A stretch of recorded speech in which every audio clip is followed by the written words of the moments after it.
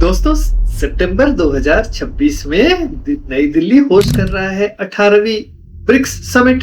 Table पर बैठेंगे Xi Jinping, Vladimir Putin और नरेंद्र मोदी साहब। लेकिन सबसे बड़ा डिप्लोमेटिक ड्रामा चाइना या रशिया को लेकर नहीं, ढाका के प्राइम मिनिस्टर्स ऑफिस में भी चल रहा है। प्रधानमंत्री नरेंद्र मोदी जी ने बांग्लादेश के जो नए पीएम तारिक रहमान को ब्रिक्स समिट के लिए एक स्पेशल इनविटेशन भेजा है, लेकिन ढाका इस इनवाइट को सीधे एक्सेप्ट करने के बजाय अभी रिव्यू कर रहा है।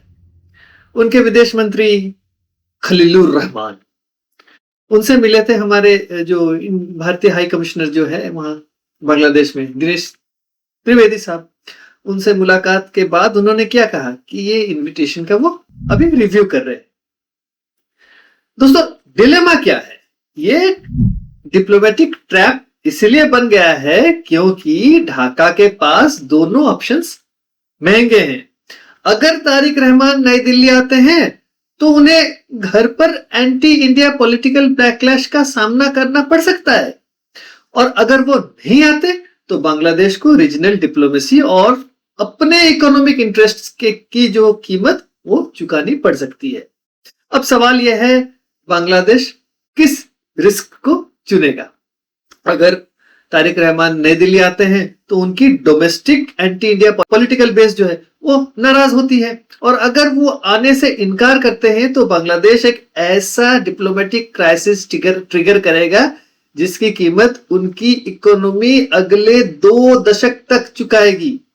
क्या बांग्लादेश इस इनविटेशन को रिजेक्ट करने का रिस्क ले सकता है, या नई दिल्ली ने ढाका को एक मजबूत घेराबंदी में अभी बांध दिया है? दोस्तों, डिप्लोमेटिक शुगर कोटिंग को हम एक तरफ रखते हैं।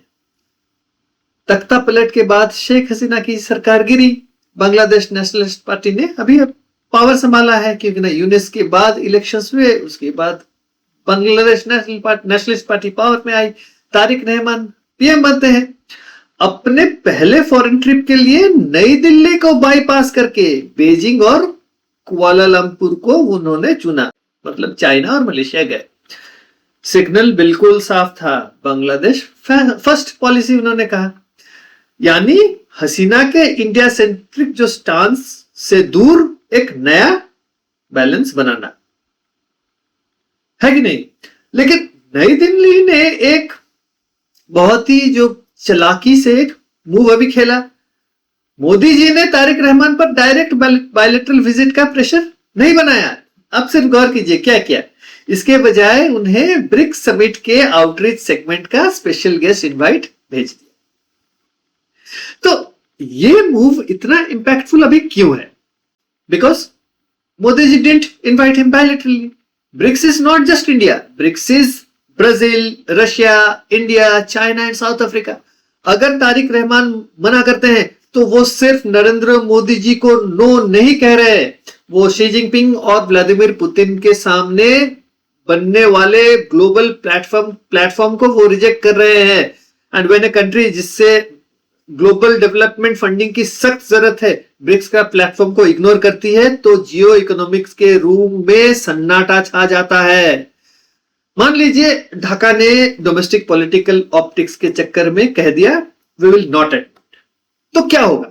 अक्सर लोग सोचते हैं कि डिप्लोमेटिक रिफ्यूजल से सिर्फ भाषण बदलते हैं, लेकिन यहां बात सड़क पर रोजी रोटी की है। सबसे पहले समझिए, बांग्लादेश की सबसे बड़ी ताकत है उनकी textile industry. Readymade garments Bangladesh की इकोनॉमी के 80% एक्सपोर्ट्स संभालते हैं। लेकिन इस इंडस्ट्री का एक कड़वा सच भी है दोस्तों, इनके पास अपना रॉ मटेरियल नहीं है। ढाका की हजारों फैक्ट्रीज जिस कच्चे कपड़े और धागे पर चलती है उसका सबसे बड़ा सप्लायर अभी कौन है? भारत है। पेट्रापोल बेनापोल बॉर्डर पर अगर ट्रक्स 48 घंटे भी रुक जाएं तो गाजीपुर और नारायणगंज के जो इंडस्ट्रियल हब में पैसा रुक जाता है और लाखों मजदूरों के चूल्हे ठंडे पड़ने लगते हैं। और आगे सुनिए, इन्हीं गारमेंट फैक्ट्रीज को चलाने के लिए जो बिजली चाहिए उनमें से 2000 मेगावाट से ज्यादा पावर इंडिया की क्रॉस बॉर्डर ग्रिड से सप्लाई होती है। अगर बायलैटरल रिश्तों में खटास आती है तो ट्रेड बॉटलनेक्स, जो एनर्जी टैरिफ्स पर रीनेगोशिएशन, दोनों एक साथ हिट करेंगे। और जब कारखानों की बिजली कटती है और माल बॉर्डर पर अटकती है, पैसा रुकता है और सड़कों पर जो है ना वो गुस्सा फटता है। अब आते हैं उन हिडन फैक्टर्स पर जिसके बारे में जो है आप ज्यादातर जो मीडिया में नहीं सुनते हैं या नहीं पढ़ते हैं। आप सिर्फ कैलेंडर पर देखिए, 31 दिसंबर 2026 ये डेट जो है ढाका का वाटर रिसोर्सेस मिनिस्ट्री के बोर्ड रूम्स में लाल स्याही से वो मार्क किया गया है।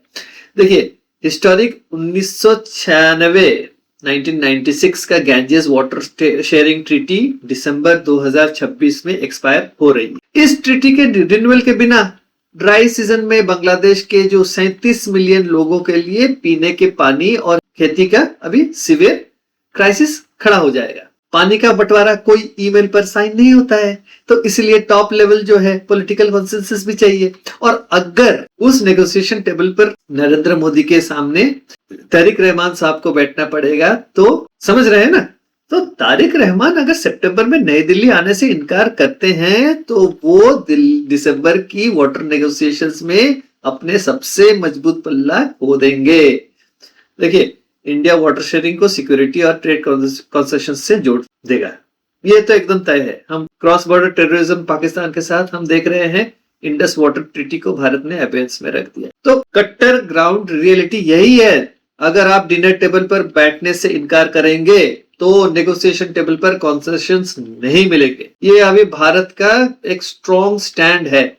लेकिन अगर इतना कुछ दांव पर है तो तारिक रहमान आखिर हिचकिचा क्यों रहे हैं, ये भी सवाल है। Why doesn't he simply accept the invite? इसका जवाब है शेख हसीना और घरेलू जो उनकी राजनीति। शेख हसीना अभी भी भारत में रह रही है और ढाका ने ऑफिशियली उनकी एक्स्ट्राडिशन की जो डिमांड वो भेजी थी।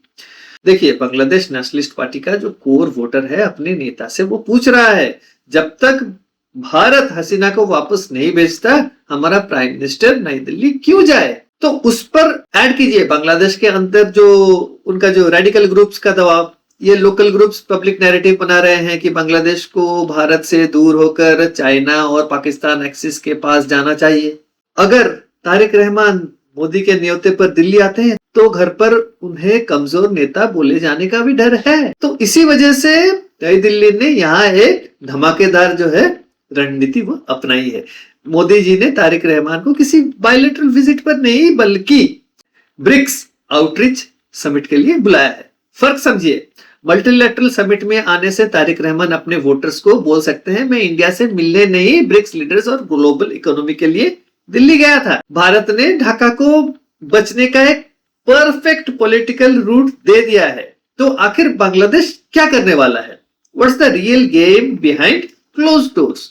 करंट पॉलिटिकल असेसमेंट के मुताबिक सबसे जो पहली बार ये प्रोबेबिलिटी निकल कर आती है कि 80% chance Tariq Rahman will attend.